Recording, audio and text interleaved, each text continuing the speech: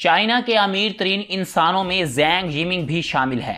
دلچسپ بات یہ ہے کہ اس کی عمر ابھی صرف 38 سال ہے۔ 2008 میں اس شخص نے مائکروسافٹ جوائن کیا، لیکن وہاں اس کا دل نہ لگ سکا اور اس نے فینفو نامی کمپنی جوائن کر لی، لیکن یہ کمپنی چل نہیں سکی اور زینگ اس جاب سے ہاتھ دھو بیٹھا، اور پھر اس نے اپنی ایک ذاتی کمپنی بنائی جس کا نام 99 فین رکھا گیا، جس کی وجہ سے 2011 میں اس کی زندگی مکمل طور پر تبدیل ہو گئی۔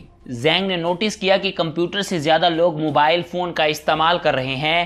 اسی نظریے کو ذہن میں رکھتے ہوئے زینگ نے بائٹ ڈانس نامی ایک اور کمپنی بنائی۔ یہ وہی کمپنی تھی جس سے ٹک ٹاک ایپ وجود میں آئی، لیکن ٹک ٹاک بنانے سے پہلے اس کمپنی نے اپنی سب سے پہلی موبائل ایپلیکیشن لانچ کی جس کا نام ہنٹوزئی تھا۔ یہ ایپلیکیشن بری طرح سے فیل ہو گئی، یہاں تک کہ چائنا کی حکومت نے اس کو پوری طرح سے بین کر دیا، لیکن اس شخص نے ہمت نہیں ہاری اور اپنی پوری محنت کے ساتھ میدان میں اترا۔ وہ ایک ایسی ایپلیکیشن بنانا چاہتا تھا جو چائنا کے لوگوں کو دن بھر کی خبروں سے آگاہ کرتی رہے، لیکن یہ ایپلیکیشن بنانے کا خرچہ بہت زیادہ تھا، لہٰذا اس نے انویسٹرز ڈھونڈنا شروع کر دیے۔ لیکن ایک بار پھر زینگ کی قسمت نے اس کا ساتھ نہ دیا اور سب انویسٹرز نے اس کو ٹھکرا دیا۔ مائکروسافٹ جیسی ایک اچھی کمپنی چھوڑ کر زینگ اب در در کی ٹھوکریں کھانے پر مجبور تھا، لیکن 2012 میں ایک انویسٹر زینگ کی کمپنی میں پیسے لگانے کے لیے تیار ہو گیا۔ ان پیسوں سے زینگ نے ایک ٹوپیو نامی ایپلیکیشن بنائی جس کو 1,30,00,000 لوگ استعمال کرنے لگے۔ اس ایپلیکیشن کو چائنا کی زیادہ تر آبادی استعمال کرنے لگی۔ اس طرح زینگ کو اپنی زندگی کی سب سے پہلی کامیابی مل گئی۔ ستمبر 2016 میں زینگ کی کمپنی نے ٹوین نامی ایک اور ایپلیکیشن بنائی۔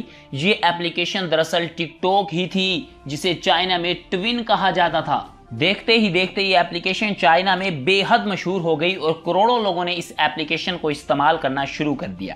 اب زینگ نے سوچا کہ کیوں نہ اس ایپلیکیشن کو پوری دنیا میں متعارف کرایا جائے۔ 2017 میں ٹک ٹاک نامی یہ ایپلیکیشن پوری دنیا میں لانچ کر دی گئی، لیکن اس وقت ٹک ٹاک سے ملتی جلتی ایپلیکیشن بھی موجود تھی اور پہلے سے مشہور بھی تھی جس کا نام میوزیکلی تھا۔